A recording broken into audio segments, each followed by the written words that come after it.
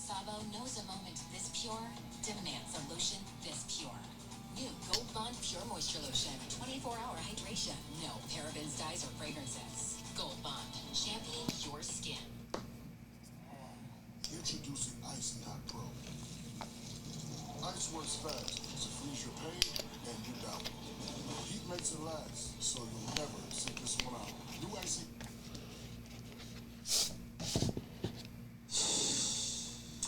President Biden is preparing for day 2 of the Summit of the Americas in Los Angeles. Jackie Heinrich is there. All right, Jackie, what's on the president's agenda today? Hey, good morning to you, Stuart. Well, one line that stood out from President Biden in his opening remarks last night, seeming to blame Vladimir Putin for the border crisis.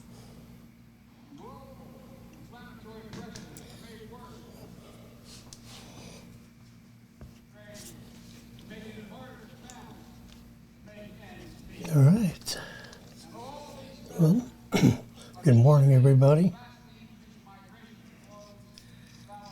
Here we are in sunny Boca Raton, Florida. President Biden will announce a new migration declaration with regional leaders tomorrow, despite Mexico's president skipping Got my the super summit. The White House duper says they are lapel microphone active here, which means I can sit back in my chair and I'm still audible,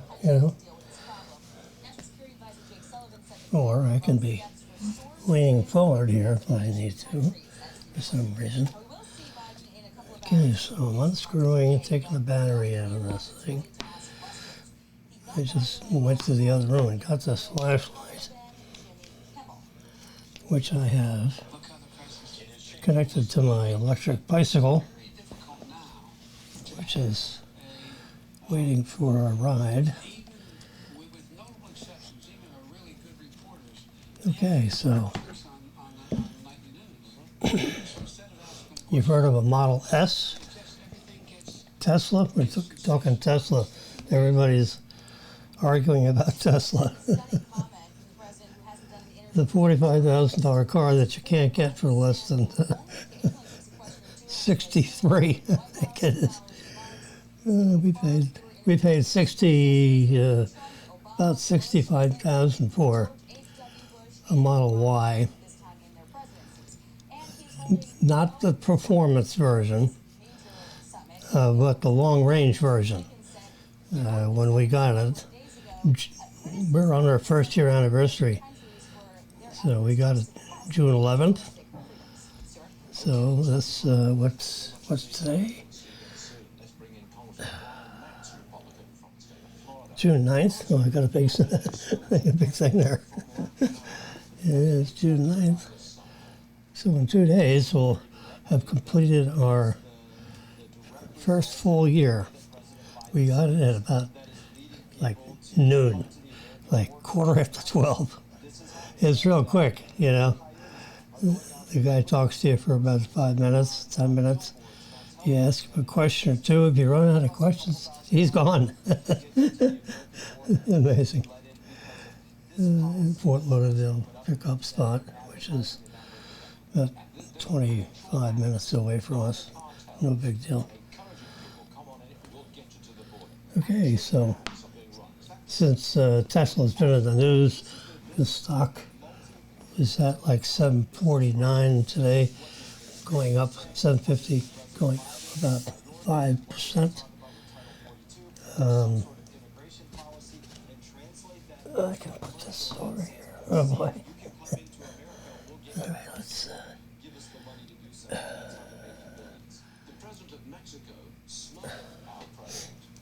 Since we're talking about it, we might as well get it on here.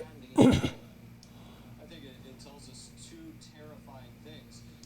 One, either that those foreign leaders do not see value in meeting with the United States of America And and our we'll president, or two, that they believe that the enlarge it. president is directly lying, not truthful, not being sincere about what he's saying. I guess. Okay, so this is the full screen mode of that. As I do that, you can see the chart. This is like a 5-year chart. Let's just look at a 1 month chart. See, it's a little choppy up and down. 3 month chart. Up here, this up here is up around 1,000. See, it's right around seven something. This 5-day chart.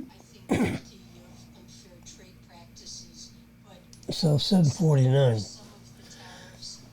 Yeah, so see 715 up in the corner. You can see that. I can't expand it anymore. Anyway, so Tesla's in the news. Everyone's whining about it because gas prices are high, and that's exactly where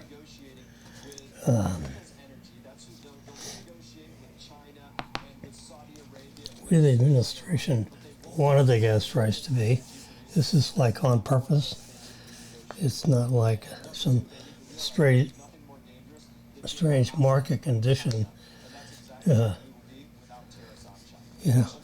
Push the gas prices up. The administration caused them to go up by cutting off to the little bit that's left of, and really it's just a little piece of it. The 11,000 workers on the XL pipeline, and first days in office signs an executive order killing that, which is about a $2.5 million. So if the U.S. government was not going to finish up the $2.5 million piece, which is like 20 miles worth of a pipeline that extends, from the North Country of Canada, down to Louisiana. Okay, it's a big pipe. I can stand up inside that pipe. So it's a large diameter. Produces 700 million barrels a day that can flow through that pipeline and go, in these big storage tanks. Instead of the Canadians filling up 40,000 gallon tractor trailers, and then they drive through every city in the United States, getting to Louisiana. And, every once in a while one of them crashes, and you got 44,000, it's literally 44,000 gallons of crude all over the place. To clean it takes months. So when it's in a pipeline, you don't have trucks running off roads. And I did research a few years ago and wrote a good article about it on my website at what do you call it? That's WordPress. FAU4U, WordPress. I'll show you that one day. But I'd go through all the pipeline bit, and the research that I came up with, which is not statistics that I created, showed that the pipeline is 33 times safer than all other, over-the-road vehicles that you can, train and trucks. 33 times. It's kind of an odd. It's 33 times safer. Let's just do that way. Than delivering crude from the North Country of Canada to Louisiana. And of course the time is a lot faster. Anyway, so they got into that, and then they got into the Tesla because everyone's whining because I happen to have one, by the way. And it's pretty nice to plug in, overnight. And the fill-up costs like $5 in electricity. And my wife fills up her car, which is a modest It's now a Toyota Camry hybrid. Okay, so it uses a 180 horsepower engine to power the wheels, or power a generator to fill up a battery that's this big. You couldn't. Yeah, you can drive on the battery for about 5 minutes. So it's not designed to, run on a battery. It's a hybrid. So during get up and go off a green light, up to your 35 mile an hour, situation when you're going to work, it'll get you going with the electric motors, and then you'll be cruising, at your 35 to 55 miles an hour, on the gasoline engine. So it's a pretty complicated, transfer of, of the kinetic energy from the electric motors to the gas motors. So that's the nature of a hybrid car. So anyway, in a Tesla, the original Teslas, and the present day Model S, like Sam, and Model X, like Exit, this is what they have. You can see, look at this is the close-up camera here. This is not so close-up. So I can go right here, see, and it'll focus on it. Once it decides not to focus on it, there we go. It's an autofocus. So you see, this is a 18650. This is a lithium-ion 18650, which means it's 18 millimeters in diameter, and it's 65 millimeters in height. Okay, hence 18650.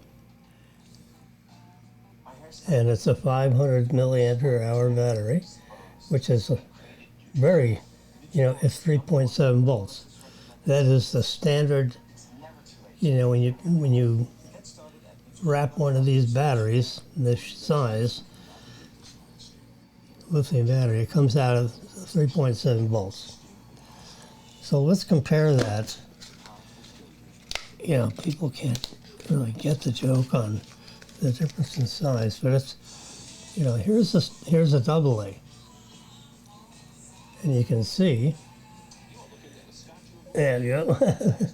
Once the autofocus gets on there. So there's a double A.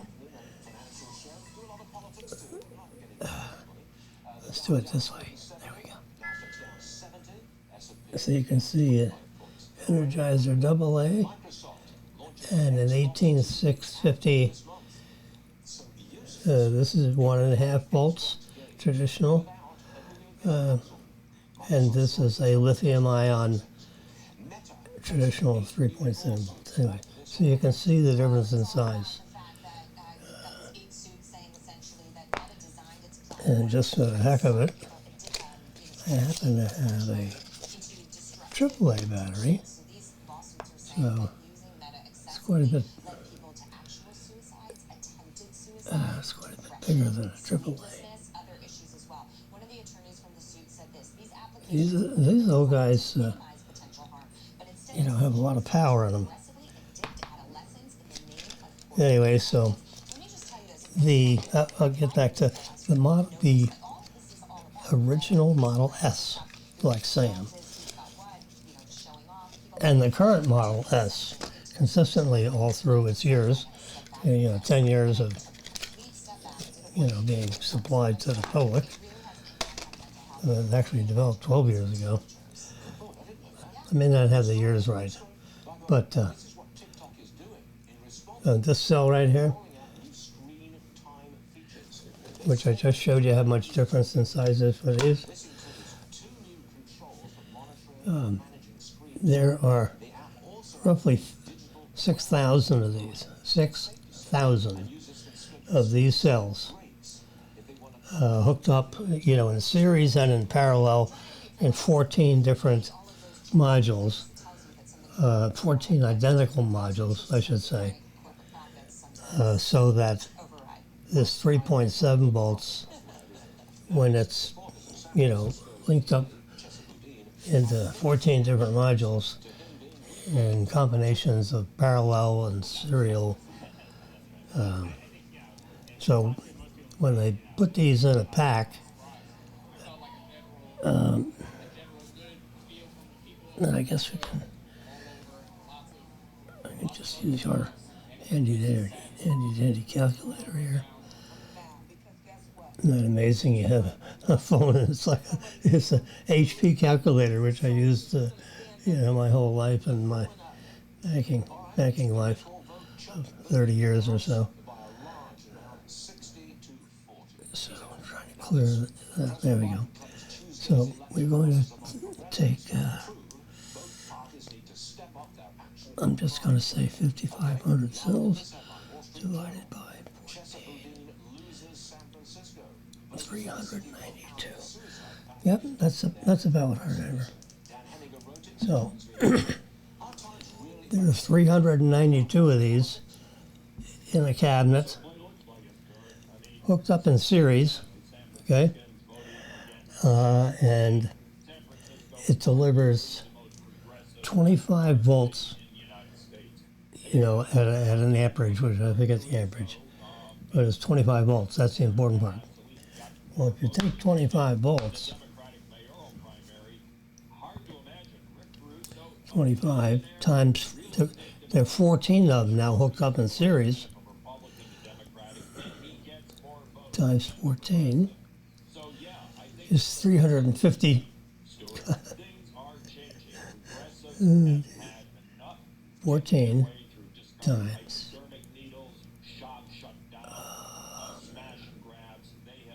25 volts is, I'm trying to do it so you can see, is 350. So the voltage from the cables that goes through the controllers that run the motors in driving a Tesla, you've got these little bookers that are 3.7 volts, and I'm looking for the autofocus to get off the stuff in the background. There you go. There we go. It's amazing how.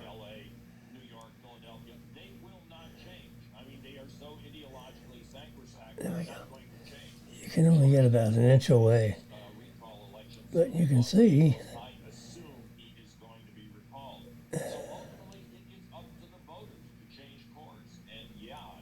There it is. 5,000 milliamps, which is 5 ampere hours. It's amazing. The amount of power that's in this 5 ampere hours at almost 4 volts. So you hook these in series, 3 of them, let's say. That's about 14 volts. If you have 3 of these in series, 14 volts and 5 ampere hours. Well, 5 ampere hours. The typical car battery, lead acid, the acid car battery, this size, with 2 big terminals. That's like 50 ampere hours. Well, heck, there would be 10, 3 on top, and then 10 rows. Okay. You'd have a 50 ampere hour battery at 14 volts. And that package would be about this size. And you know what the size of the lead acid battery is. So the lead acid battery is going to be gone, and you're going to have, what is that, 3 times there? You're going to have 30 of these, okay, hooked up 10 rows of 3. So you'll end up with a 12 volt output and 50 ampere hours.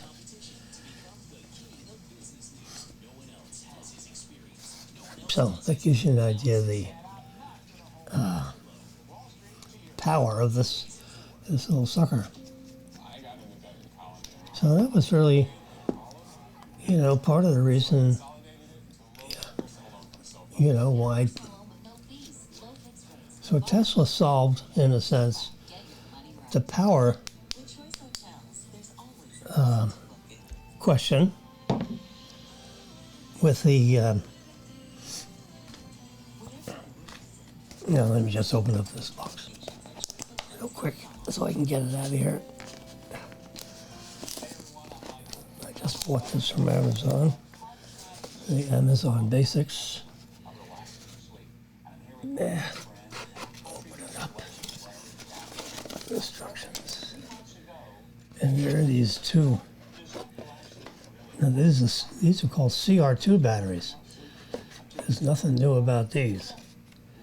These have been around a long time. Now this is 3 volts. This is not lithium ion. This is lithium. A slightly different chemistry.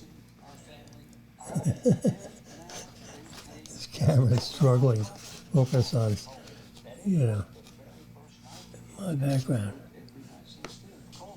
So trying to get to focus on this battery.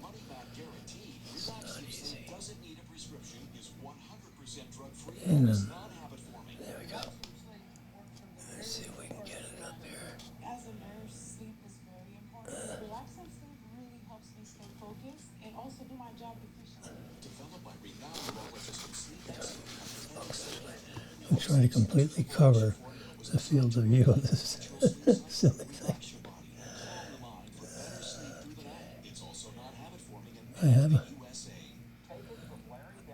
I have a camera in the closet, just like this one, similar, but it's manual focus. And see Amazon Basics.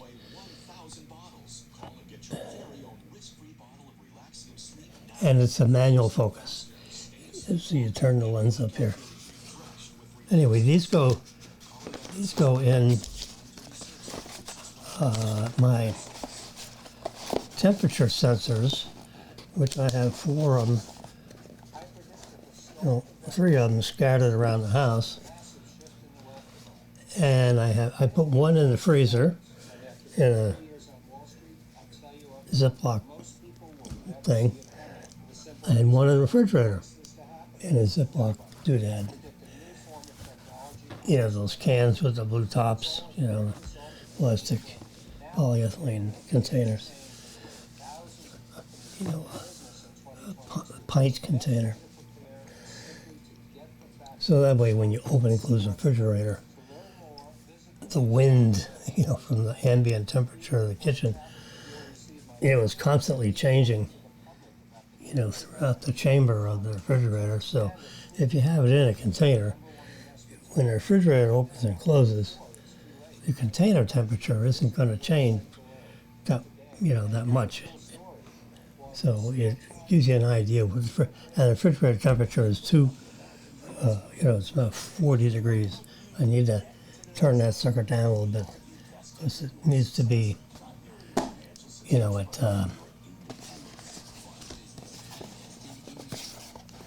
refrigerator should be like 38 degrees. I don't like it at 40 degrees. That means your eggs and milk will spoil faster.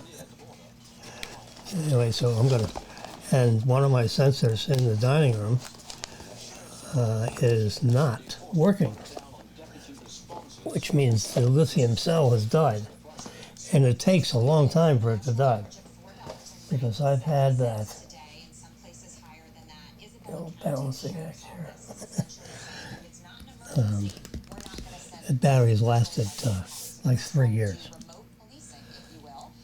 And let me show you. Telephone to guide people through problems and situations. I mean, to me, this is crazy. Talk about a full range of topics here. A little bit on the scientific side today for you people that hang in there with me.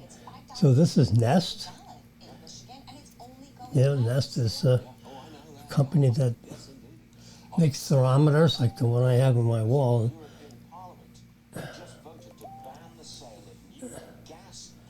So we're going to go through.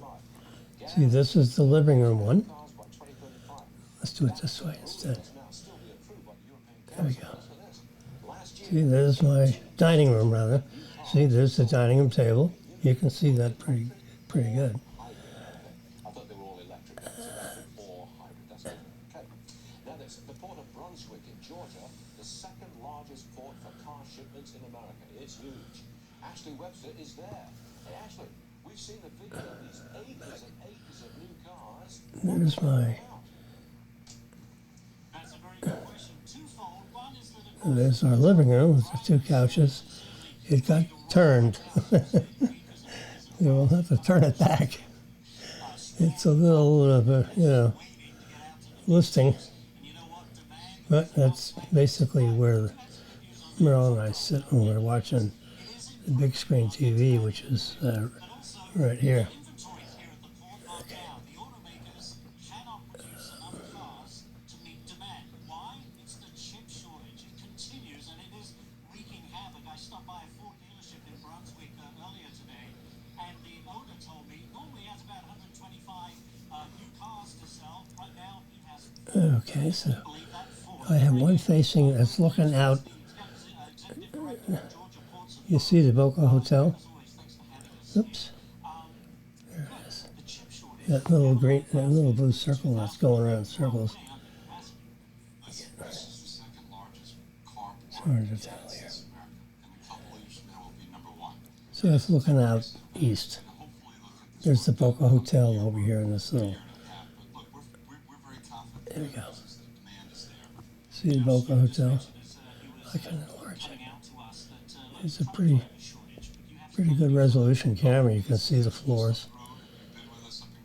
And the ocean. We don't have a big view of the ocean. It's right there. See, that's the ocean. And that's the full view of that. So this is Nest. Here's a view of our kitchen. See? It's the range over here. This is the leaf.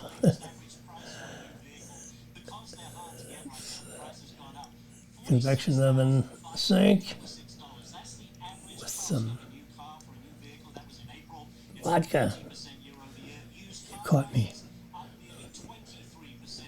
My vodka bottles. All right, so we turn that back. And here's my robotic. Oops, it just went offline. Well, that's the bandwidth. This is our robotic kitty litter doodad, which we're about to get an upgrade on that. Let's see, here's the temperature. 70. 70 degrees. Dining room thermostat is offline because the battery is dead. Master bedroom. I can press on it. There we go. So the master bedroom is 71 degrees. The freezer is at -8. How cool is that to be able to see? Yeah, I could be, in Sweden, where they have an internet connection, and I can see that my living room area is at 70 degrees. And the humidity in the apartment is 49% inside humidity. The refrigerator temperature is 41. It's not cold enough. The outside temperature is 89. Inside temperature is 70. So we have a 19-degree temperature differential between inside and outside, which is, when it gets to about 25 degrees, the air conditioner is running 24 hours a day. Anyway, so that's how I've set up so I can see the temperature inside the freezer and refrigerator. You know, it's kind of cute to pull out your phone. I could be at Louis Bossi's talking to somebody, and I say, let me just check my temperature in my refrigerator. Who the hell knows how to do that? Well, Jimmy does.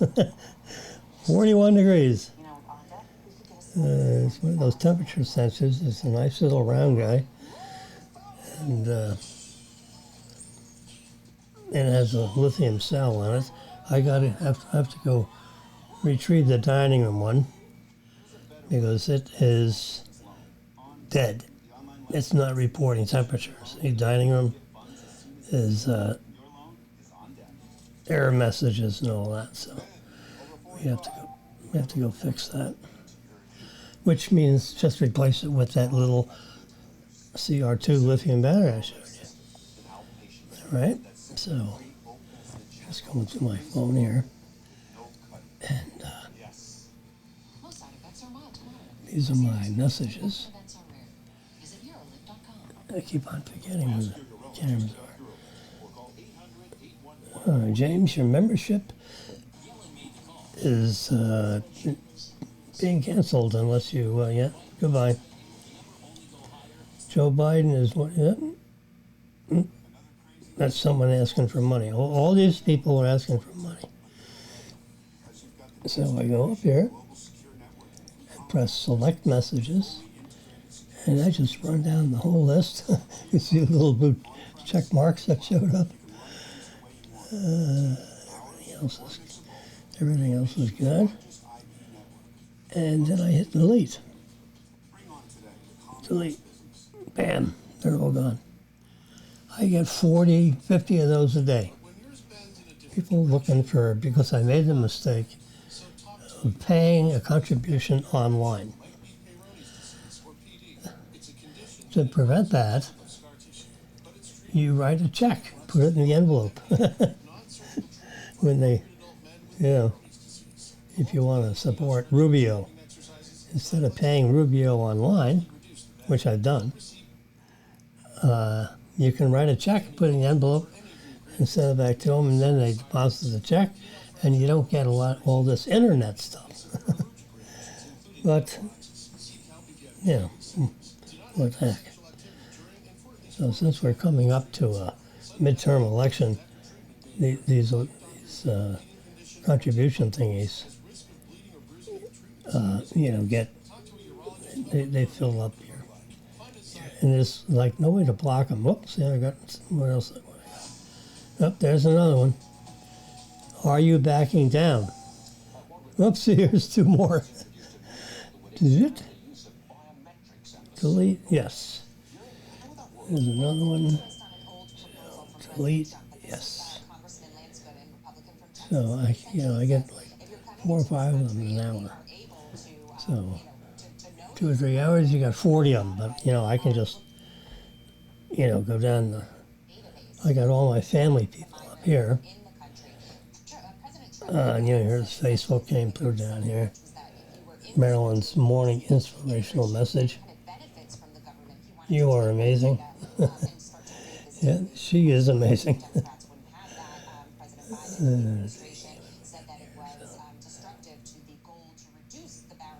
I got big groups. Like this one right here, this is a large group of like 17, close family, personal friends. So we're talking about the Tesla marching toward the Cybertruck, has surged to more than 12 four-wheel steering. internal documents show the White House plans on using tax dollars to keep So, migrants deeper and deeper inside America. what's the latest from the world of, Who knows all about this? Tom, internet? these flights Now, the other world we got to worry about ferrying these migrants from all over to is, over America. Can nothing be done about this? okay, let's get rid of this. I'm going to go here to, what's happened to your brain body? What happens to your brain and body when you quit sugar for 30 days?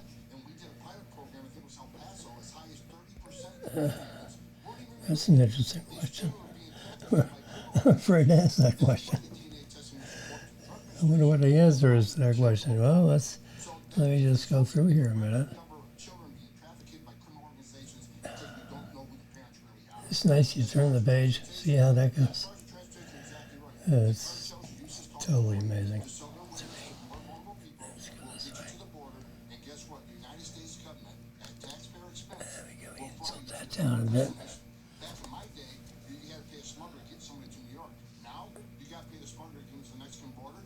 Elon Musk reveals what Tesla's master plan part 3 is.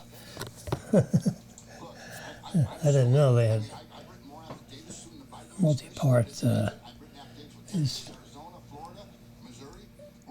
he is, live in color. I can save that to my photos.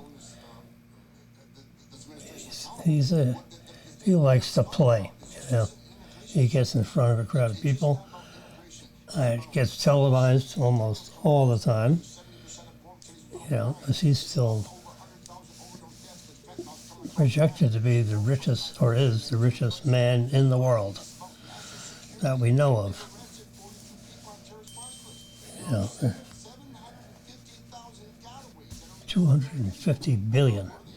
And I just saw a report, I just heard an analyst. Let's turn this guy down. He's got a very big mouth. He's the former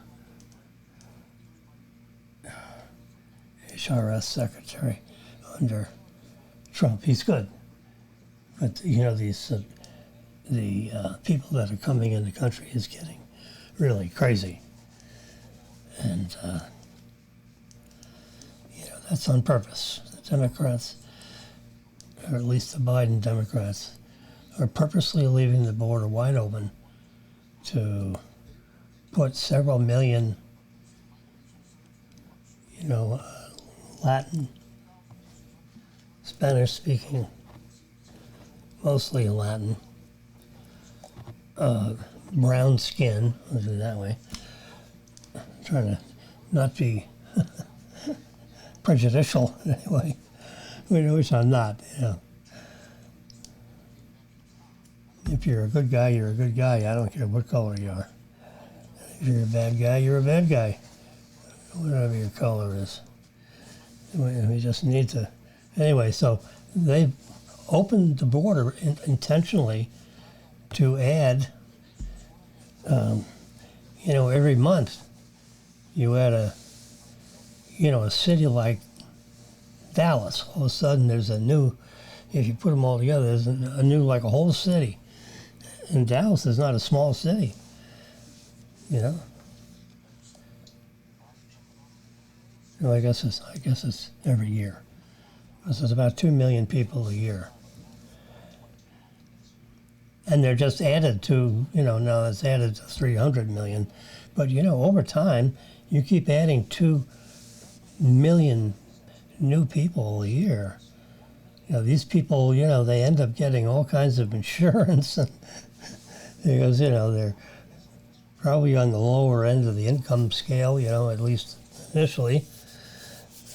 You know, some entrepreneurial people in that crowd, let's say that's 5%, you know, they end up making a lot more money.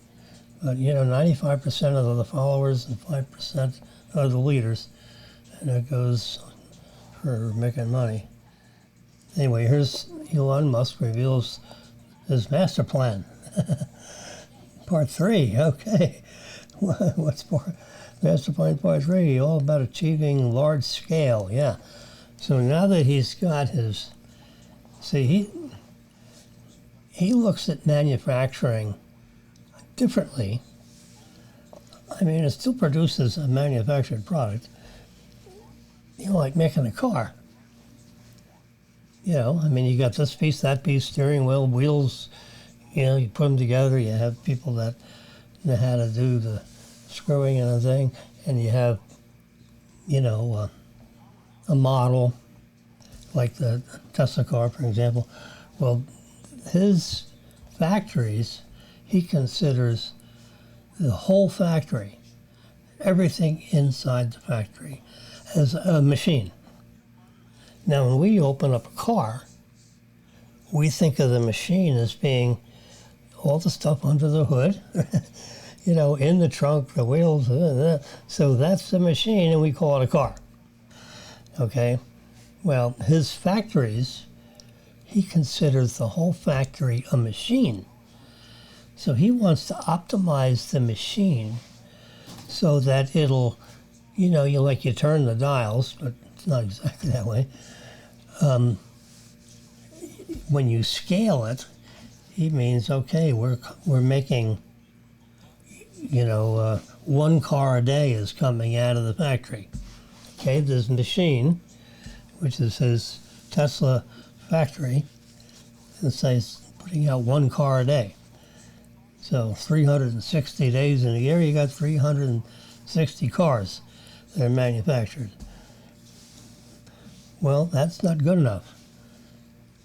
So you turn the dial up to 10 cars a day.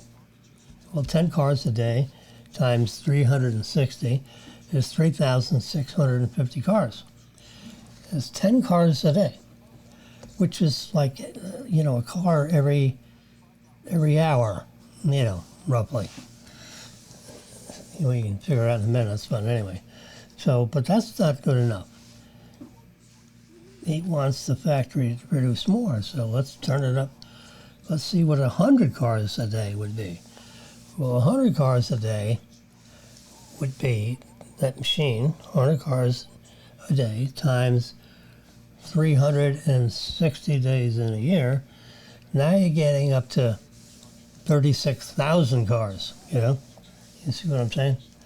So,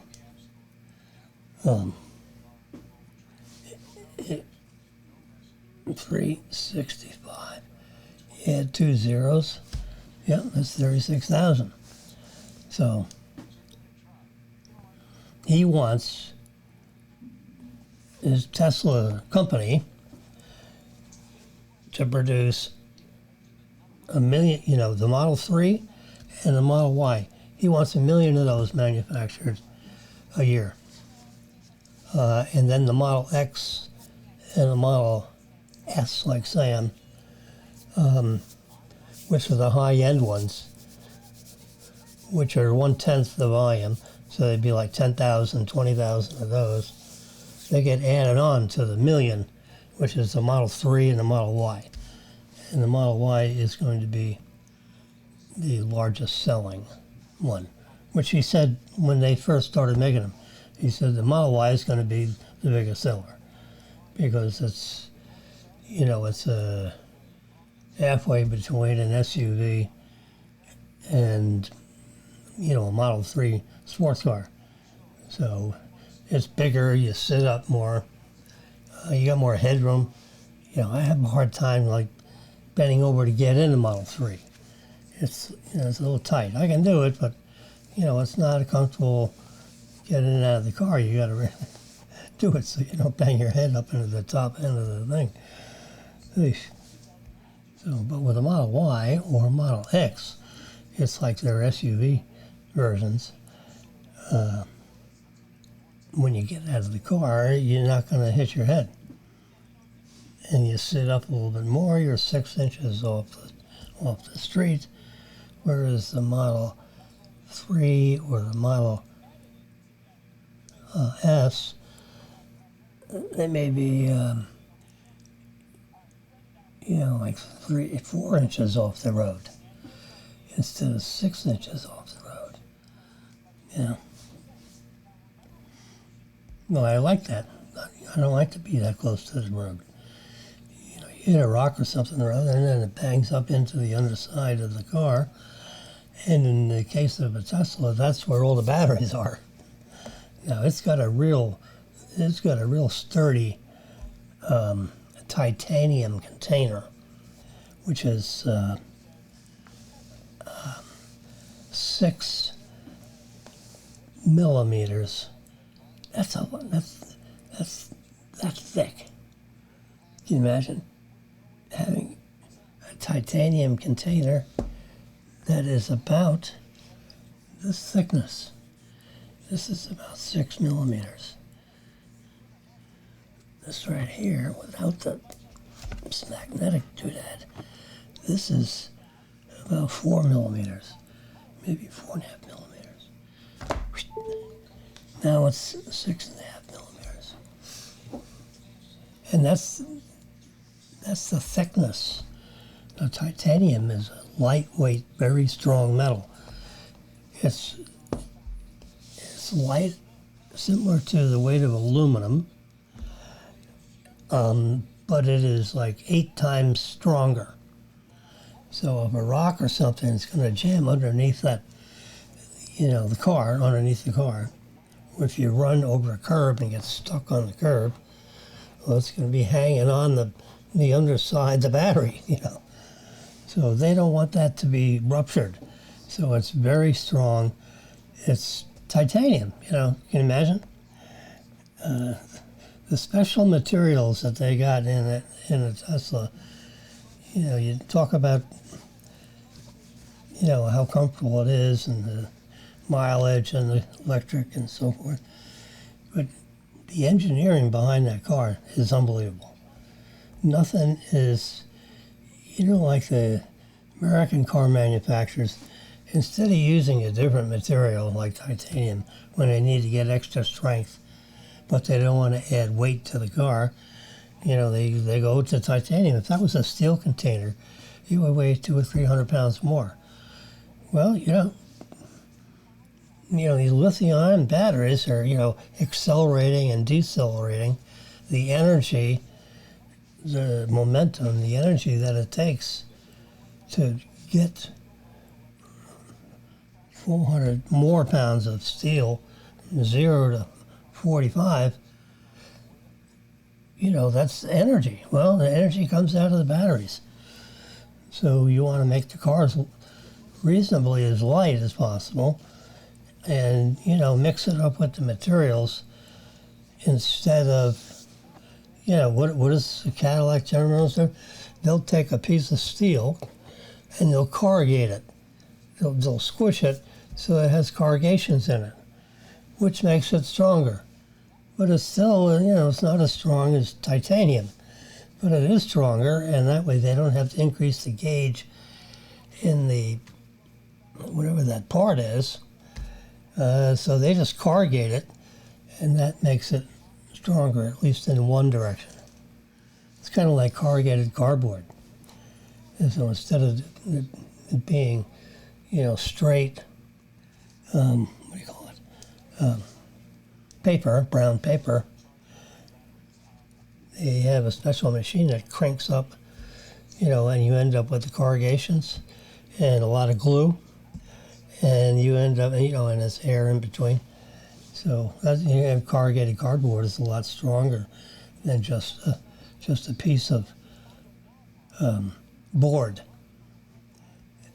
Instead of using, sandwiching that between a layer of the cranked paper. So, that's an example that everyone sees, because everyone gets a box. That's corrugated cardboard, which means if you cut it and you look at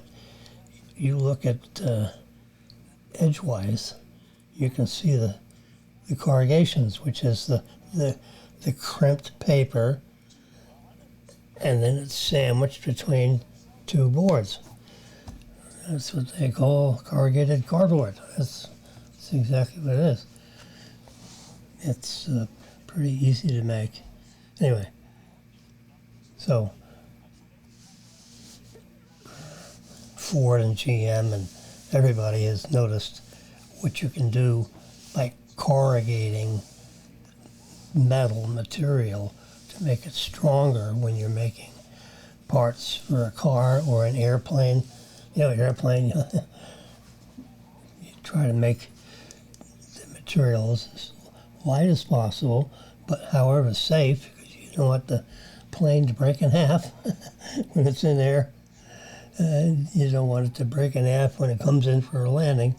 And sometimes landings are harder than others because of weather or because of the pilot. May bring it down a little harder. I think it was American Airlines.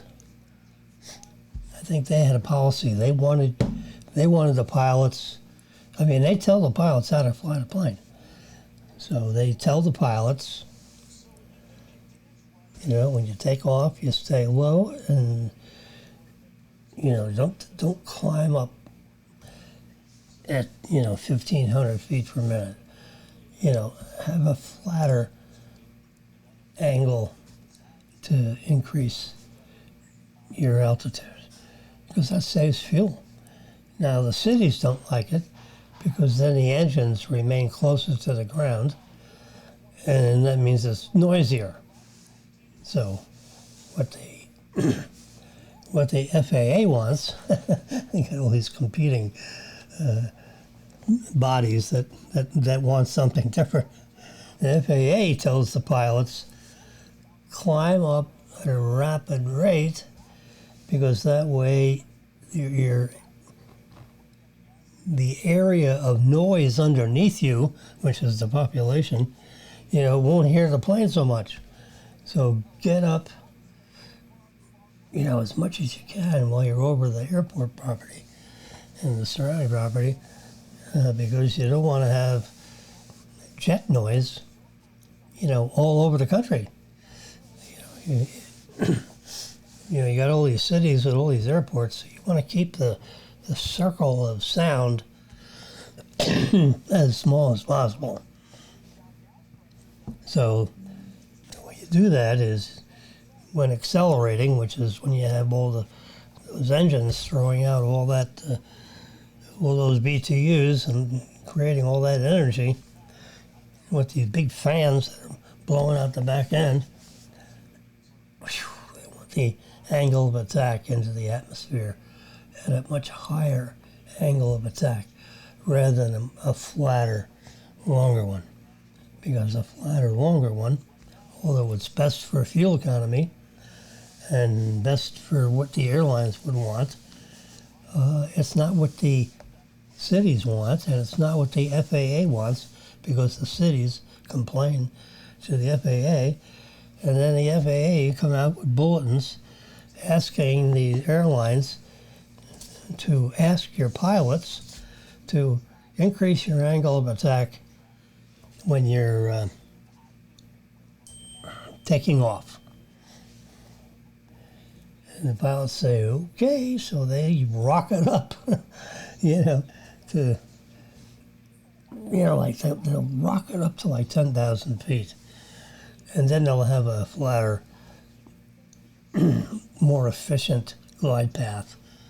So they're not burning so much fuel, so that's, but they got to get up to 8, 10, 12,000 feet before they're going to flatten out there. And you can feel it in the airplane. When they're taking off, the angle of attack is, like 10 or 12 degrees. From looking, or it could be even more, 15 degrees, which decreases your comfort because you got this, and the hard angle of attack is not the safest. It's not unsafe, but that's not the safest because the more steeper your angle of climb, the wings are now not, horizontal with the atmosphere. So when you turn your wings, you're going like this, you're losing lift. Now the engines are producing lift because you got these engines, they're like little rocket engines.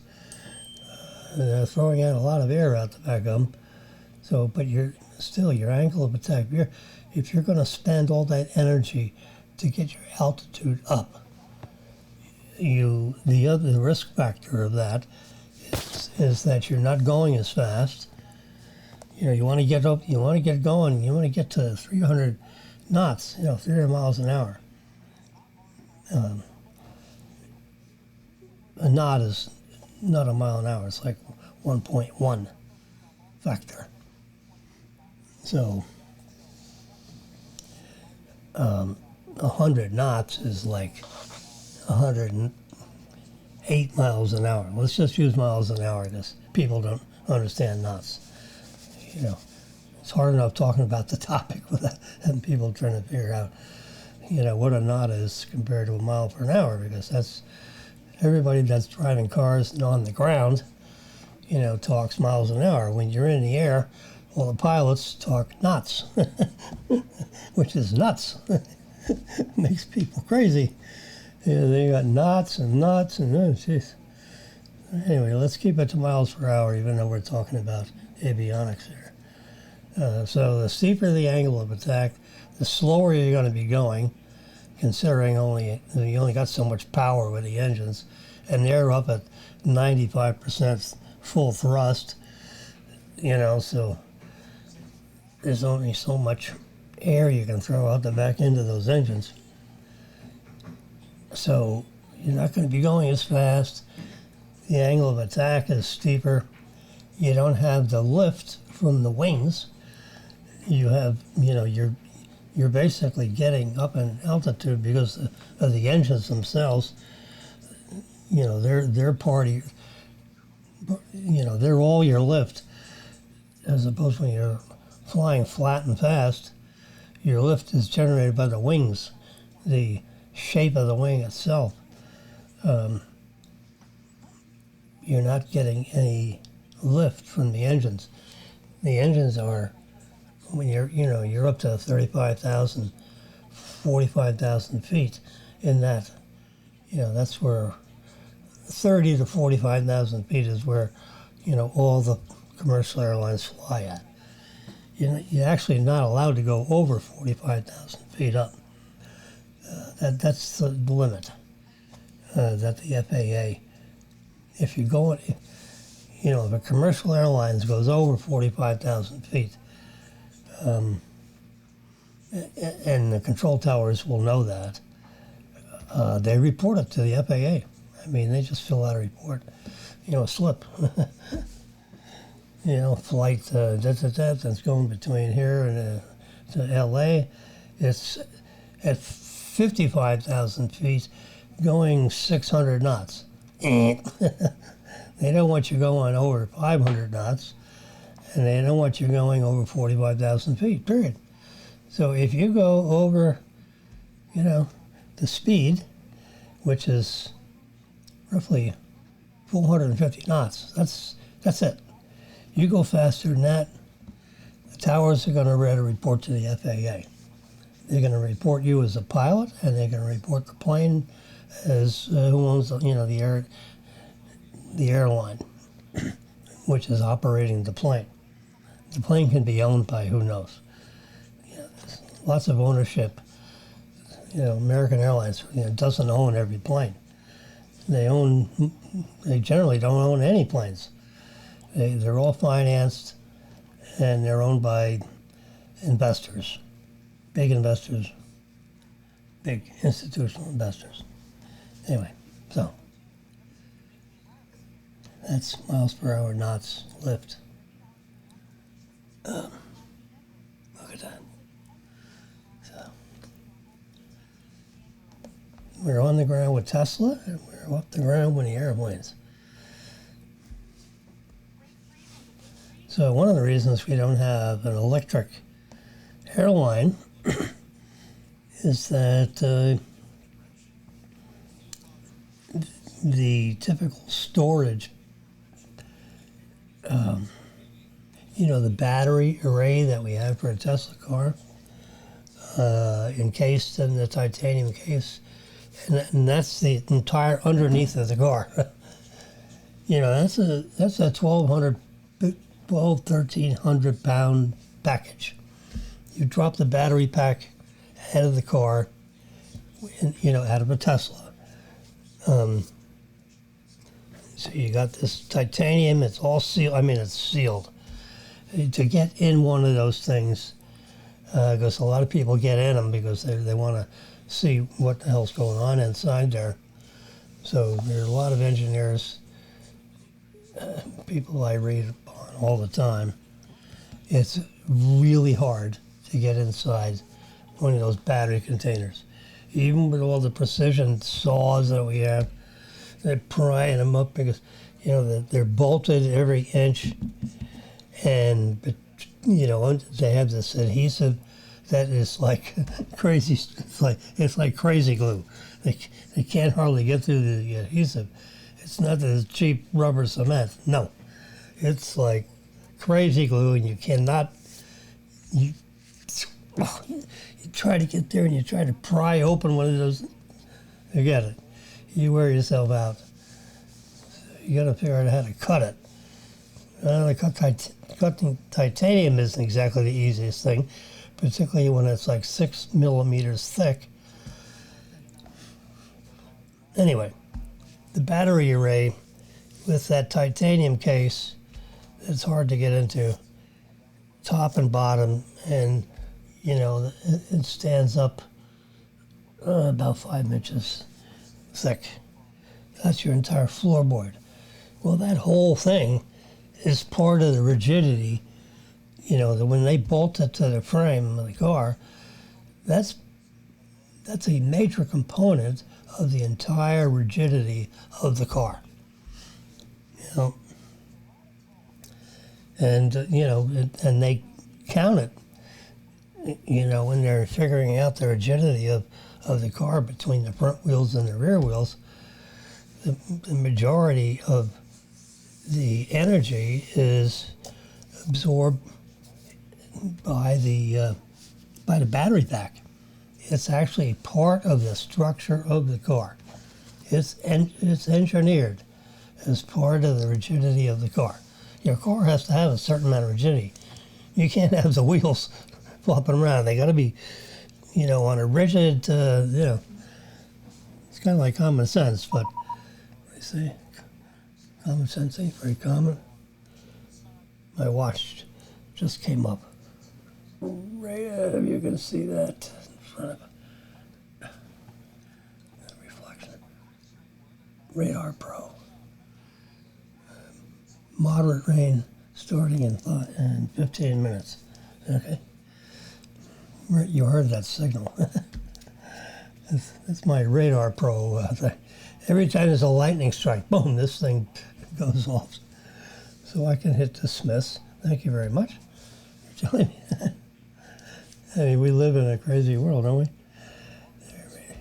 This whole series of mathematics is looking at every radar plane. When you learn, let's change the topic to the radar. So let's go to Radar Pro. Yeah. And there's a lot of stuff going on in our atmosphere. And when I zoom in on Radar Pro here, which is right there on this would be easier to see. There's the state of Florida, see? It's easier to see on this. You see this? You see all the lightning going on around here? That is,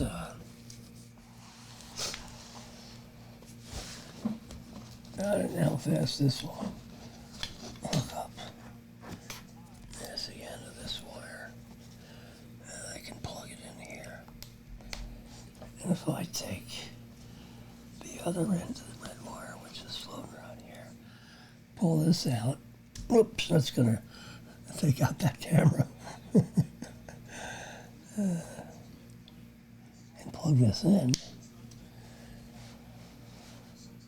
We'll see how long it takes to come up.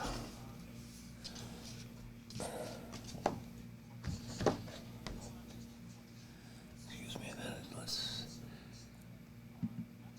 It's live TV.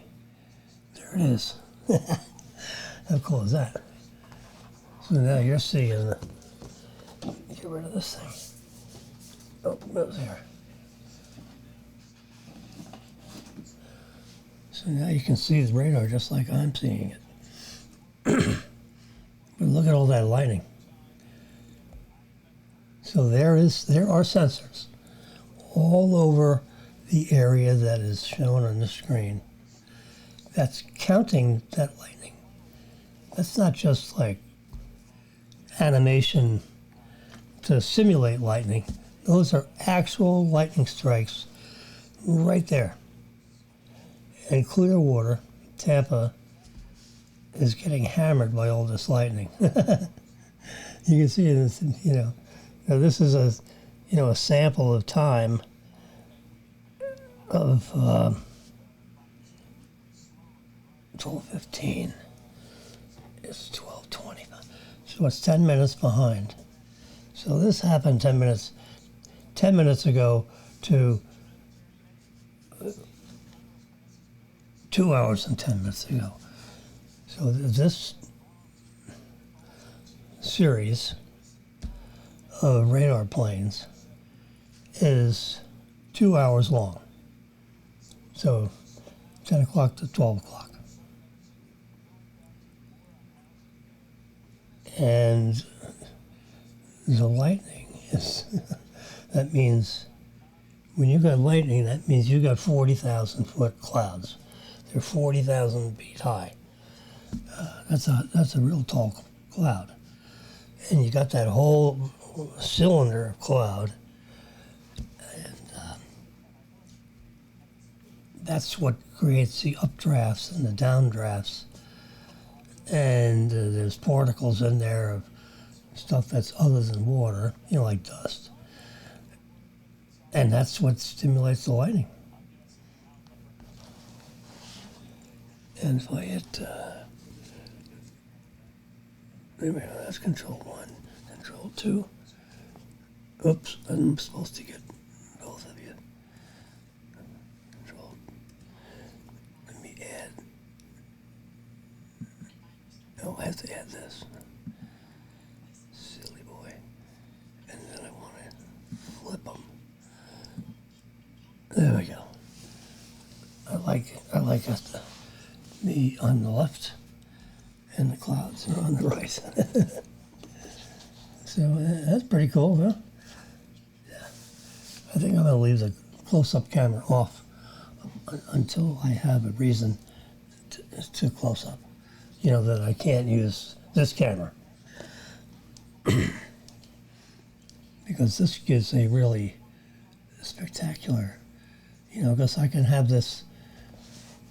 So if I hit control 1, there's one camera, there's the other camera. Where's the combined?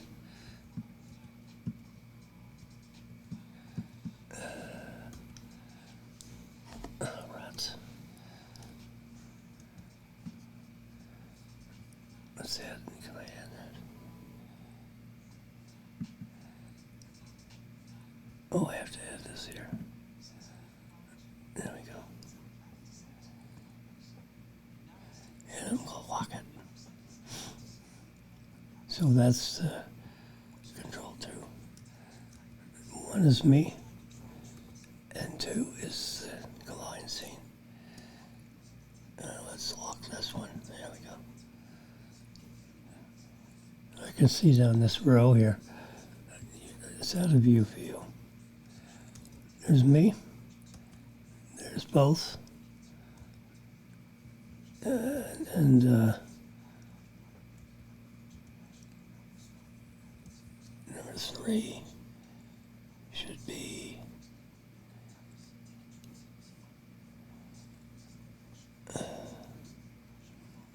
guess we'll do it. Let's see what this is going to look like. Let's do.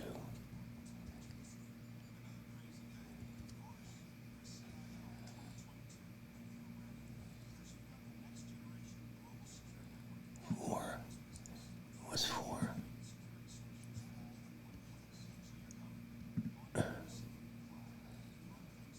Okay. Lock it. So four's going to be that camera.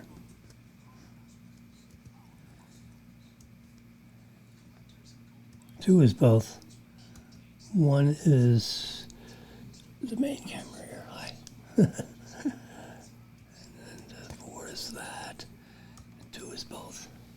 Three is. We can make that picture in picture, but I'll do that another time. So anyway, it's nice to have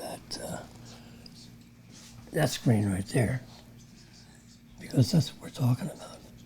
And see, I can zero in on what I want to talk about, or zero out.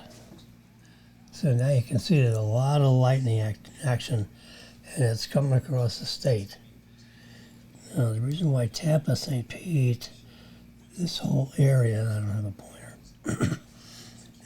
gets so much. One of the reasons why, you got all this wind with the moisture coming across from the west.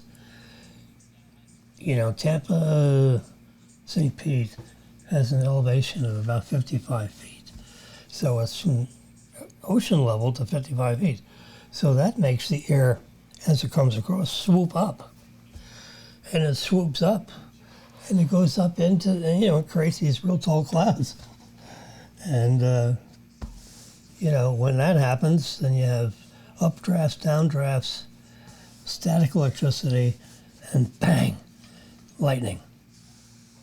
We lived in Tampa for 10 years. The lightning is so dramatic. The lightning bolt is like 6 feet in diameter. It is like this, a huge pole of electricity. Bam! Oh, God. When I was driving home one day, and I was right in the middle of all these lightning strikes like you see here. And it was like mortar fire. Like you're driving a tank through all this mortar fire. I'm driving my car through all this, I'm just praying not to get hit. But I had to keep going, because you stay under there, you're going to get hit. So I figured I'll take my chances. So I'll go as fast as I can, conditioned by the rain. Oh, jeez. Here you don't get lightning like that. The lightning is like, if you imagine seeing a lightning bolt, it's about the diameter of a palm tree. In Tampa, the lightning is the diameter of a large, round table that you would have in your kitchen. But figure the table is 5 feet in diameter, as opposed to a palm tree, which is like 14 inches maybe. I'm telling you, that's what it's like.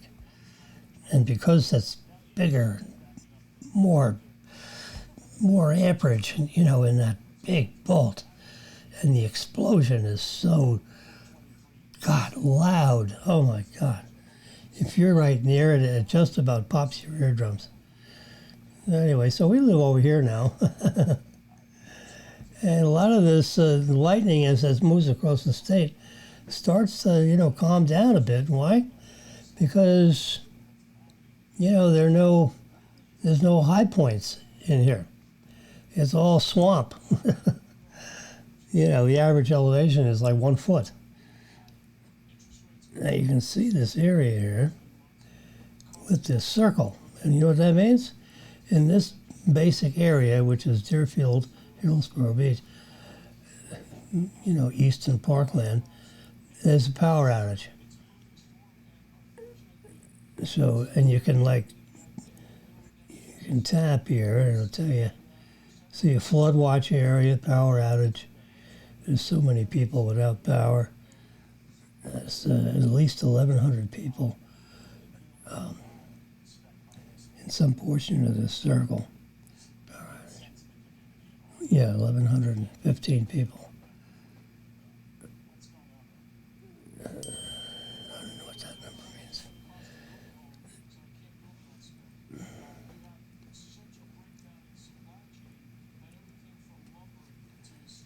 So that's when those circles pop up. That's special warnings and power outage. This blue circle here, this one is Jimmy. That's me. So that's my location. I'm right there. It's got me. Geo. It's very accurate. It's extreme. I mean, it's to like 2 feet.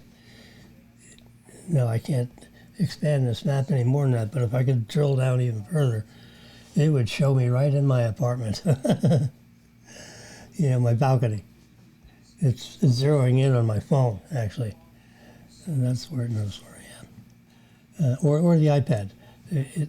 Probably because I'm running this radar app from this iPad Pro. It's probably zeroing in on the iPad itself. But you can see that those clouds coming the way they're coming. I mean, I can call Marilyn on the phone and say, "Hey, you better get ready because you're going to get sucked in, and we're going to get." I can almost look out my window, out my patio doors, and it comes from behind, you know, because I'm looking east.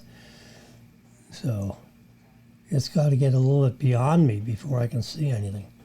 We used to have an apartment where we had, from our balcony, we could see west, and you could see these dramatic storms coming across. I mean, it's like the scariest movie you ever seen. It's in live color. And it's saying, well, just close your door and get back inside your apartment a little bit. And these huge, weatherproof, you know, to 150 mile an hour, you know, wind pressure and 2x4s hitting it and all that kind of stuff. But the seals, when you slide these doors together, it is unbelievable. The way they work. Oops, I gotta go this way. There we go. So now we can see Jimmy moving around here. And we're gonna see what's going on with the map. See if I can enlarge the field of view. This is where all the action is in Florida. And it's a lot of lighting, but there's less lighting because it's going from an average of, well, this is sea level, right? And it immediately goes up, you know, about 60 feet. Well, now it's a long, you know, it takes 8 miles for it to get up 55 feet. Well, that's a gradual, it's a gradual increase, over 8 miles. But when you're looking down from satellite view, where 8 miles is the thickness of my finger,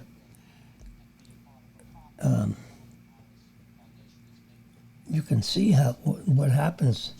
The wind comes there and it hits that 55 mile increase in that, and it puts the air into a big swirl. And that, if you wonder how these storms, that's what happens. In large masses of air, plus it's full of water and full of energy, and then it gets swooped up this way, and all this warm air becomes cold air. So now you got participation that starts to fall. Anyway, there's our is I-95. They call it 75 when you're at this view. When you start zeroing in, they're going to call it 75 and 84. Because it used to be called 84. Now it's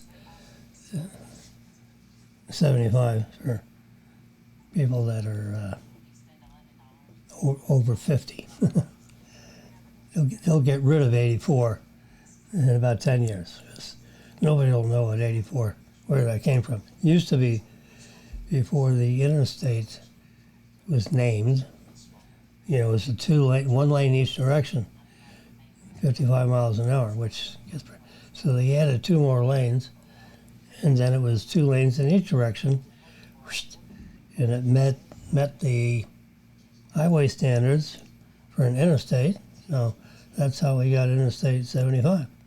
Half of it is 84, and the other half of it caused it to be named I-75. A little more procedure stuff, you know, with the naming of these roads, but that's the quick and dirty of how Route 84 became 75.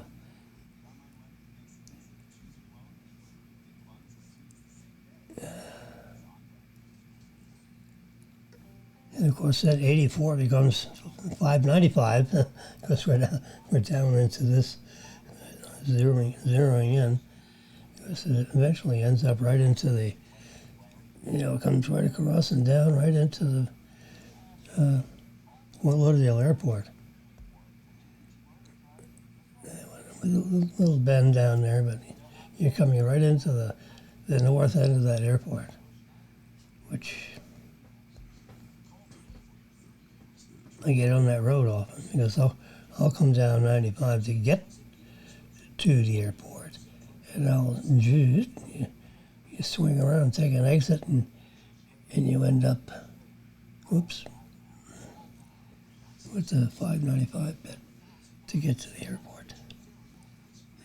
And that's what I'm talking. There's weather starting to come over the airport. Now this is exactly, you know, what the tower knows. And they will transmit that to the pilots because they see these. They have screens that are up above, you know, the screens that are here, they get screens up here too. Again, like you see here, I got a screen here, I got a screen here. See, I'm on Fox Business Channel here.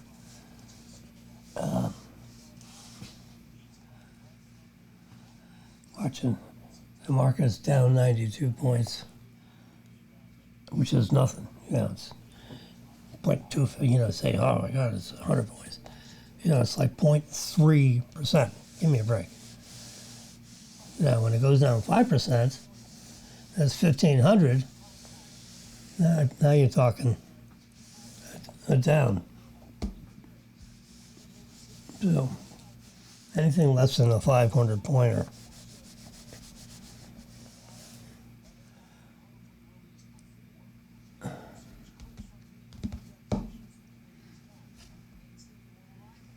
Okay, so then we got into the lightning business, but that's this. Oh, because my watch alerted me that this stuff is coming. There'll be another alert coming for the lightning. This fired off because of the rain that's coming, but assuming that lightning structure will not totally dissipate by the time it goes across the whole state. You know, it's real active in Tampa, and by the time it gets across the state, which is 110 miles, a lot of those systems become, you know, like nothing. Anyway, but you can see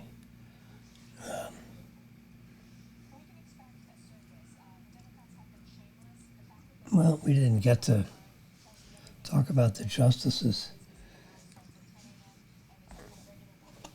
You know, that's really you know, you have these, you know, Section 18 of the Federal Reserve Code chapter 15:10, 15:8, 15:10.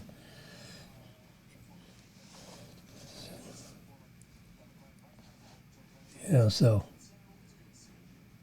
18 USC 15:10. That's where it says, it tells the public, basically, it's a law. It's a federal law. United States Code, 18 USC 15:10. That's what you hear when they rattle it off real fast. Yeah. I used to be, senior officer of a bank, holding company on a bank. And, you got all these laws we got to deal with. If you deal with it for 30 years, you get to know where all the laws are.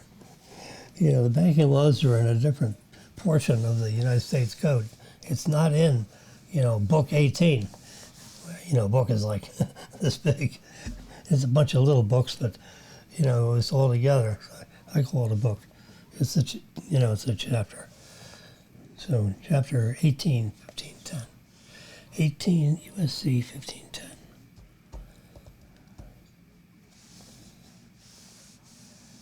I dealt, in chapter, in book 12. Jeez.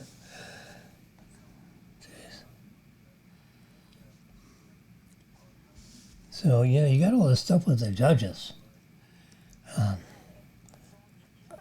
I don't, you guys,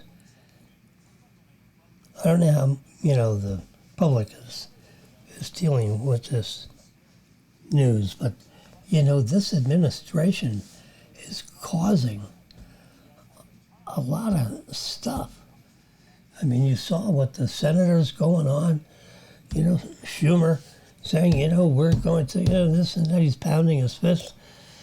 You better not do this, and you sign, anything with this Roe Wade. And basically, it doesn't make, if the Supreme Court, someone leaked, a draft of the final opinion on that. I don't know if that's exactly, how everyone's voting.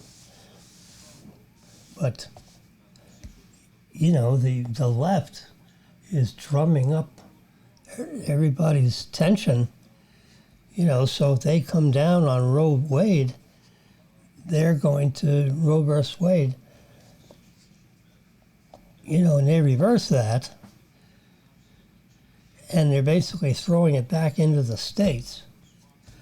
And all the state legislatures will determine, what their appetite is for ceasing life. I mean, I was a biochemist, so I was biology and chemistry, and I had a minor in math.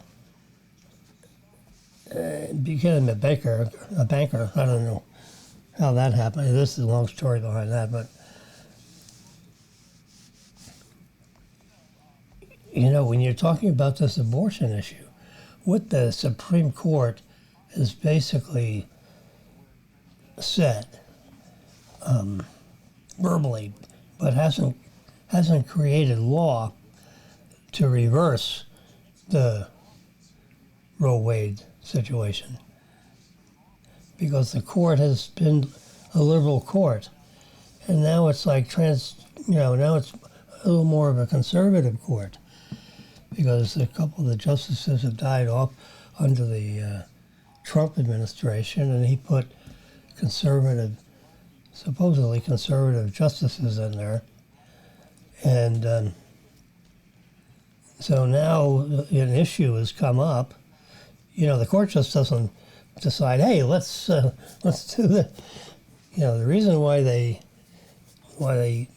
are focused on certain issues is because things come up through the federal courts that are being challenged, and they might have 38 states involved in litigation on this one issue, and that's what caused the Supreme Court to take it up, and when they take it up,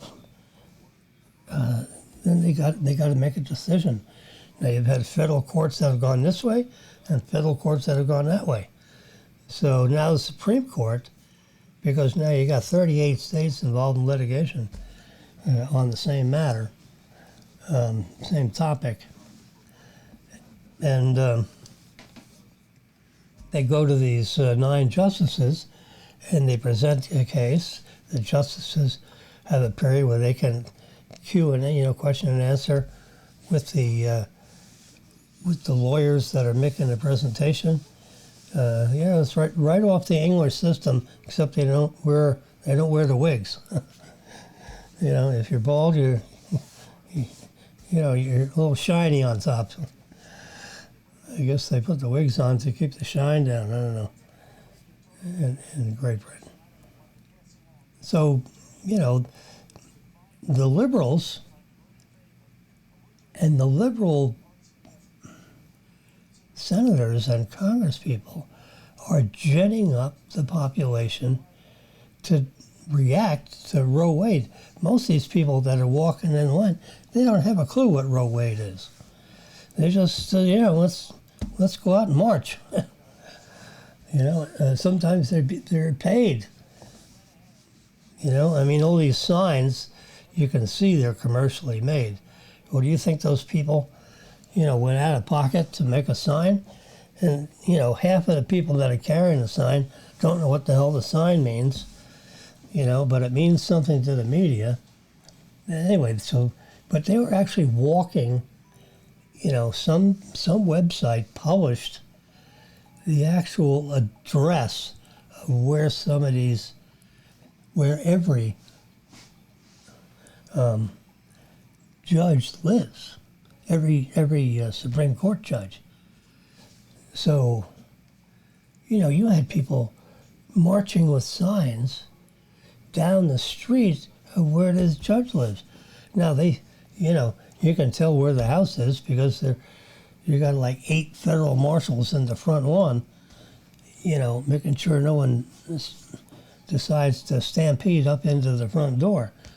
But that could happen with these idiots, you gin them up enough and they'll run into the front door if they can get to it. But as I was saying, 18 USC 1510 says, you shall not walk in front of, around, or whatever, of any judges or senators or congressmen's personal residence with the idea of trying to influence their vote. It says it right in the law. You shall not do that. And it's up to 5 years in jail and, $5,000 fine. So they literally could pull up a wagon with federal officers and arrest everybody. All of them. The whole street load of them. Which could be 50. So you have 2 bands. There's 100. So 3 bands for 150, whatever it takes. And put them all in there, take them down to the courthouse, line them all up, and they're all going to be, the United States government versus you. And you explain why we should not put you in jail for a year. I think it's a year in prison and $5,000. It could be 5 years. I think it's 5 years in prison. Well, if every one of those people understood that they could get arrested and, put in jail for 5 years, and when you go in the federal system of litigation, it goes up in cost. So you call your little lawyer, in every city, and it has to be a pretty major city to have any lawyers that are familiar with federal laws as opposed to regular community civil litigation. When the United States government is on top of the lawsuit, it says the United States government versus Jimmy. That can be pretty scary. And that's what it says. You see the dockets and all this stuff and you get subpoenaed. Well, in this case, they've arrested you because they put you in the vans, and that's not that they don't need a subpoena for that. You're arrested, and show cause why we don't put you in jail, as opposed to just giving you this paperwork and then you can go home and stay awake for the next month while you're trying to figure out how to defend yourself. But so what happened? The administration, Biden, and the Attorney General just decided, and pretty much the executive office tells the U.S. Attorney what to do, and the Attorney General did nothing. They didn't put a single federal marshal out there with the instructions of arrest these people. They allowed all this marching, so they decided not to enforce this law. That's not the way our government is supposed to work. And if you wonder why these cities are all screwed up, and why Washington is all screwed up, and why you got all these people marching around judges' homes, it's because they're not enforcing the law. They're deciding not to enforce the law. And that in itself causes, some of these riots. And, my bet is none of the families of these judges are living in their personal residences. Because once they release the addresses, of these folks, they all packed up and went somewhere else, in the dark, when no one's watching. And, they got the minivans and so forth. They got all the Suburbans, all the black Suburbans running to pack up all their stuff, their kids, everything. Boom, they're gone. They got right out of there. They can't live in their own houses for now until things calm down. And they'll have to have, enhanced federal protection. Matter of fact, I believe there's a bill in front of Congress. I don't see it on the banner here, but the United States Congress, if not already, is passing legislation to enhance security for the judges, and their family. Because these idiots are publishing, creating, and because the United States government is not enforcing the law regarding, people showing up in their neighborhoods, it's absolutely against the law. I mean, if you by accident happen to stumble in front of a judge's house, they're not going to arrest you. But if you got, 200 people carrying signs and beating drums and, having the magnaphophones,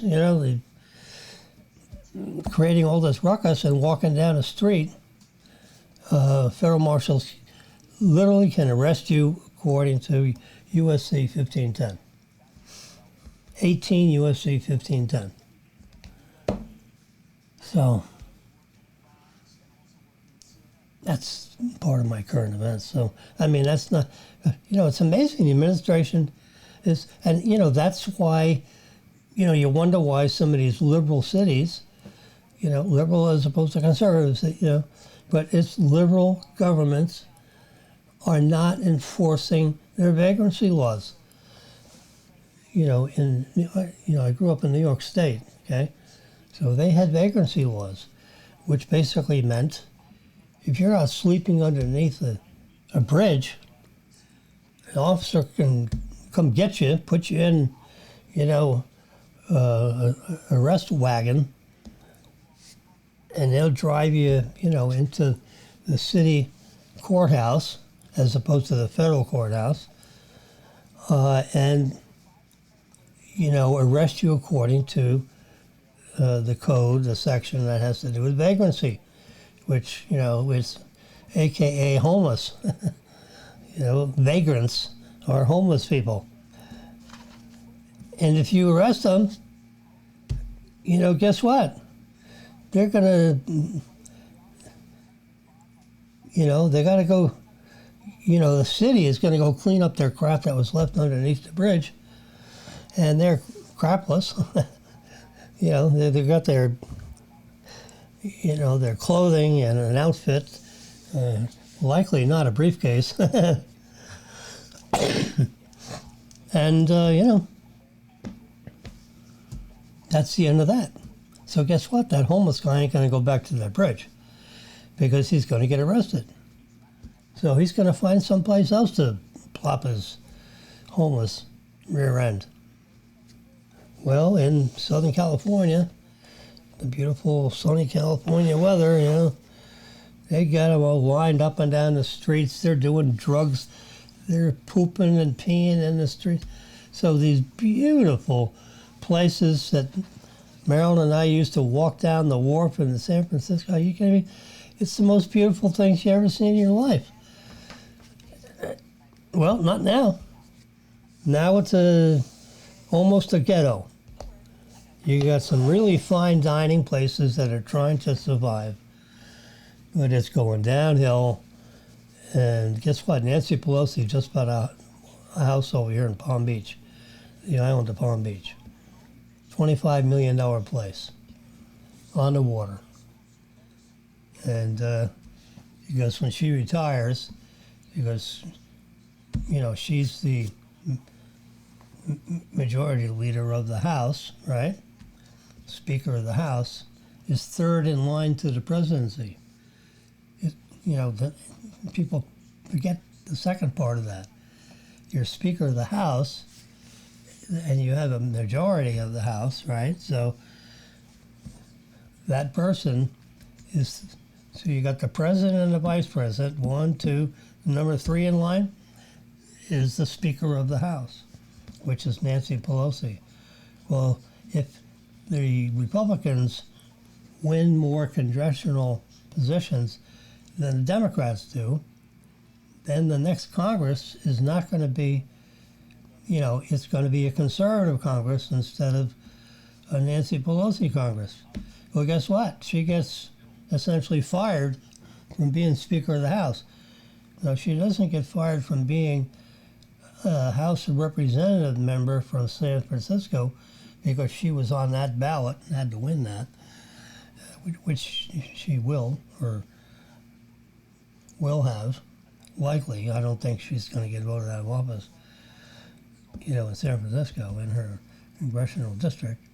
But, you know, she has to be a regular congressman, and then she gets elected. The House elects her to be Speaker of the House. That's how that happens. There's an election right after the Congress is formed every 2 years, you know, which is in January. The House gets formed, and you have, you know, the 116th Congress. Well, they all vote. You know, the Congress people decide, each of them decide if they want to run to be Speaker of the House, and they go on a ballot, and they have a period where they politic, and then they have a thing where they vote. And whoever wins that election becomes Speaker of the House. And here is Nancy Pelosi for a number of years. Well, next year, it's likely not going to be a liberal Congress. It only takes one more congressperson, you know, like 50-50. Well, it's the 59-49, 51-49. You know, that means it goes the other way. So one more congressperson, one way or the other, means that the Speaker of the House will likely be a conservative rather than a liberal. And all that's kind of like, all that politicking is right, like taken care of. And as soon as the Congress is formed and they figure out whether there's more conservative people than liberal people, then that'll determine, you know, who's going to be Speaker of the House. So we'll know that in January. But right now we have the midterms coming up in 4.5 months in November. And all those elections are going to determine. Well, anyway, so we're talking about Nancy buying property over in the in Palm Beach County, $25 million place. Cash. Done. Already bought. You know why? Because she knows she's not going to win Speaker of the House. And at her age, which is, let's say 80, you could, I kind of like forget, it's either 82, 80, or 78 or 9. But we all know what she is and how she speaks. So she's going to retire. She's not going to, even though she may be elected as in her congressional district, she's not going to accept the post because she's going to resign from Congress. She will not be Speaker of the House because she would not have gotten elected Speaker of the House. Every 2 years there's an election.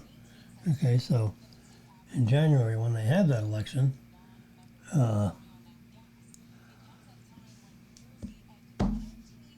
that's what. So she bought the property. She knows she's going to retire, but she hasn't retired yet because the election hasn't happened. But in 4.5 months, she's going to be gone. I mean, they're decorating the house right now. These are multimillionaires.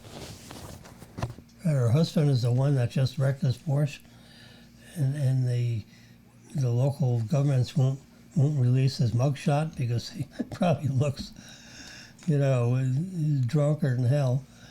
And apparently he was so inebriated.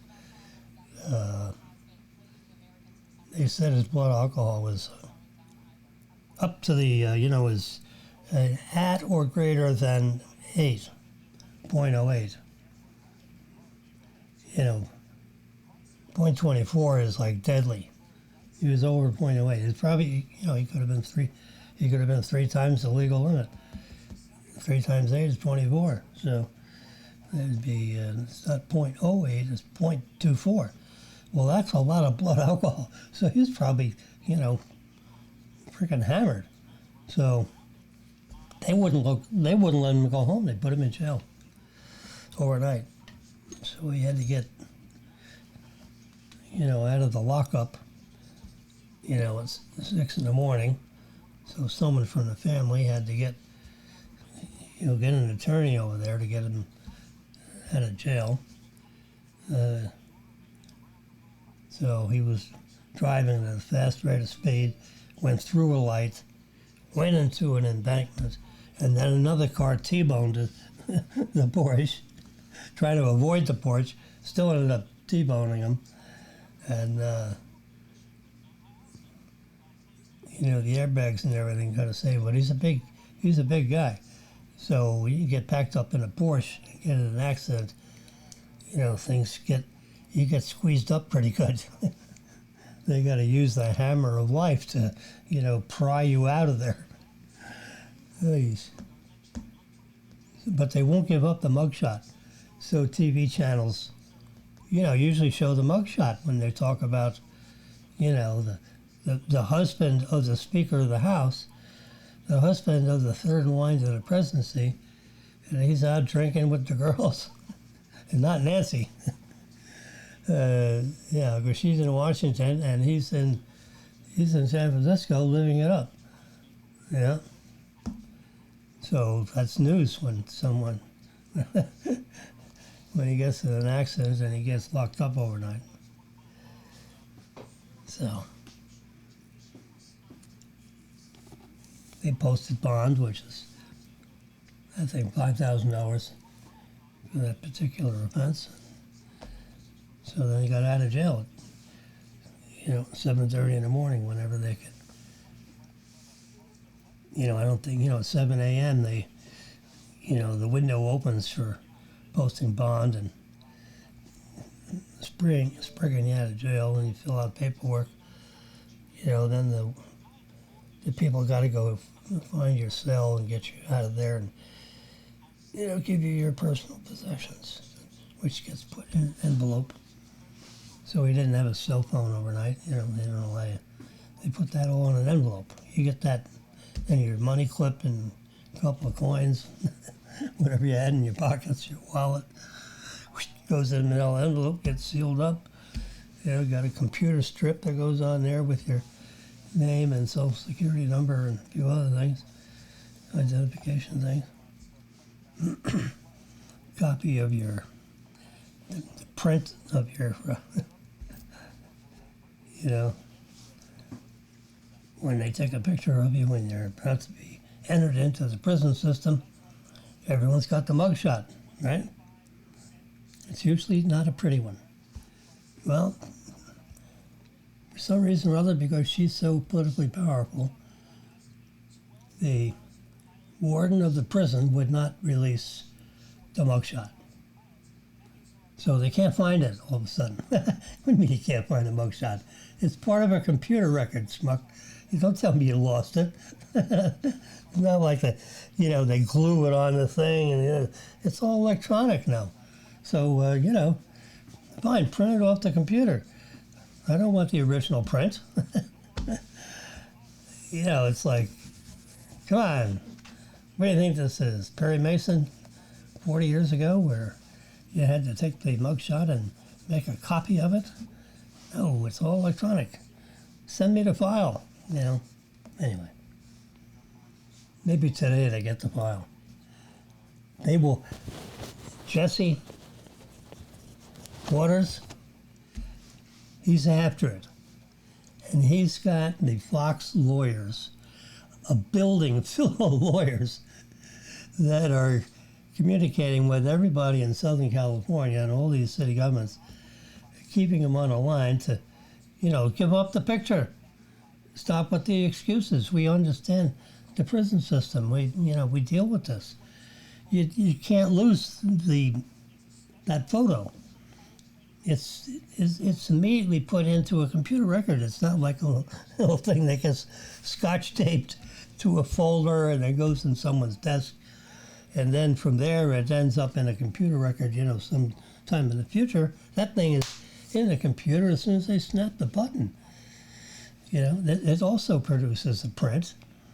But they could have produced 100 prints. They could have made 8 by 10 glossies. What kind of print is relevant to the fact that the file exists? But so anyway, Jesse and his lawyers, with Fox lawyers, and Fox is one of the largest news outlets in the world. Okay, Fox is serious business. I don't know why anyone wouldn't think it isn't, but it's a serious news company, and it's owned by some of the richest people in the world. And you got Sky Network over there, in Europe. Well, that's Sky. That's owned by the Fox people. It's all the same. I mean, it's not all the same, but the Sky Network over there is a Fox affiliate. Fox Broadcasting in the United States is another Fox affiliate. And in other parts of the planet, they have other Fox affiliates.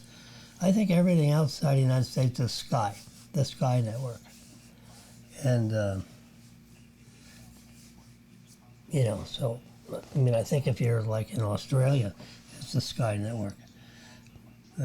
You're in Europe, anywhere, Germany, France, England, it's all Sky. That doesn't mean you don't have other networks, but Sky happens to be the Fox affiliate. And, Fox News in Manhattan is the Fox affiliate. They have different names, The holding company has, Fox, Fox USA Inc. I don't know what the actual entity title is of the Fox Broadcasting holding company. And then you got then you have the Fox affiliate, which is what's in Manhattan. Okay. Anyway, so Jesse and the Fox affiliate, they are after that mugshot, and they are going to needle those people and insult those people until the end of time, until they finally say, hey, look, the pressure's too hard. You know, I got to give up this photo. We know it exists. We're lying. And I don't want to go to jail for lying about this stupid photo, because if they get me in a court scenario and then I have to start telling untruths about a photo that I know exists, you know, if it goes to court, you know, I have to give up the photo, you know, because I'm not going to lie to the court. You know, the judge is going to say, where's the photo? You know, you bring in here all the people associated with snapping those photos to tell me how come this one is not in the computer system. Okay, why can't we get a print of this? And you know, you're not going to have a conspiracy with 50 people to not give up the photo, and when they all go into court, and they all end up in jail until they cough up the photo, because otherwise it's you know, contempt of court. You know, and they can keep you in jail for as long as you're in contempt of court. And they're going to order the photos. Sooner or later, the photo's going to be given up. And, you know, Fox has filed lawsuits in the jurisdictions associated with the agencies, police agencies, that incarcerated the speaker's husband. And eventually, the photo will come out. And the question is, how much trouble are the local people willing to get into before they have to give it up? And I'm sure as sure as they show up in court, that photo will mysteriously have been located. You know, the file just happened to, you know, how do you tell a file to hide under the desk? A file is electronic, right? So you can't hide it, you know, under the desk, you know, or put it in a book and put it in the library, you know. The photo is, how come that ain't in the system? How many people are going to, you know, content this court and are willing to go to jail to keep this photo private? It's a public record thing. It's not private. But the Nancy Pelosi and it's all, you know, lawyers and things. They're trying to keep those records from public view that are public information. So it's just delay. It's like paying taxes. Sooner or later, you're going to pay the tax. You know, all this stuff is a delay tactic, but you still have to pay the tax. There's two things that are for sure: death and taxes. I don't know who said that, but in other words, the tax man is going to get paid. He always gets paid. All these things, you know, like these retirement bonds and all that stuff, all that does is delay the tax to some later time. But you still, you know, they had all these things, oh, this guy hadn't paid any federal tax. Well, it's all been delayed up to some future point in time. And whenever that is, you know, because of whatever laws they're operating under, and, you know, retirement funds, you know, when you die, or when you retire and you start drawing that money out, you're going to pay ordinary income on that money. Now, the tax rate may be lower than it would have been, you know, 20 years ago, or it might be a little bit higher. But the point is, the whole idea of the retirement fund is, let's just say it's $500,000. So since you didn't pay taxes on, let's say, half of that money, because that tax rate of 15%, you didn't have to pay 15% out of that money. You were allowed to keep investing that 15%. So you have 115% of the money instead of just 100% of the money, which would be the after-tax money. So the before-tax money which is what these investment accounts basically operate under, which is all designed by Congress. You need a financial guy to tell you, how to do it, So you have 118% of the money, 120% of the money, instead of just the after-tax 100%, it could be 120%. Well, now you can take 120% and invest that in something that makes 8% a year. Well, that compounded over 20 or 30 years, it's a lot of money. So if they didn't allow you to have that 20% that you don't have to pay the tax on until later, so it's not a matter of not paying it. It's a matter of delaying the payment because they're going to get it. When you start taking the money out, you're going to pay ordinary income on the money that gets drawn out. You haven't had to pay the tax for 30 years, but now you got to pay it when you take the money out. After 72 and a half or something, whatever the rule is. Okay, so we've talked about a lot of topics, and I just about talked myself into 18 after 1. It's probably time for me. I'm going to have a little chicken soup for lunch. Chicken noodle soup, actually. And the noodles are number 5, spaghetti. And it's marvelous al dente. I cut it up so you can eat the spaghetti with a spoon, soup spoon. So I have scissors and cut it all up. Stuff it in a 16-ounce cup, and then slice it with 5-inch scissors so that they're all, 1 inch. You don't have long spaghetti noodles. You keep rotating and keep cutting. It takes a minute. And then you put the soup in there and you got some seasoning. And I have chicken broth. I made a huge pot, the whole damn chicken, you boil it up and take all the pieces off and take the breast meat out and, eat that in another way. And anyway, so I'm having some of that chicken broth mixed with, like Swanson's chicken broth in a box. And, cut it 50-50. So it spreads that soup over more volume. Anyway, so I'm going to have a huge mug of chicken noodle soup, seasoned beautifully to my taste with Italian seasoning. And that's going to be my lunch, and now it's 1:20. I've been on the air here for 2 hours. Okay, it's my producers are saying, get out of this thing. All right, so we're going to hang it up. I totally enjoyed talking about all the topics we talked about, and probably see you tomorrow. Same time, same channel.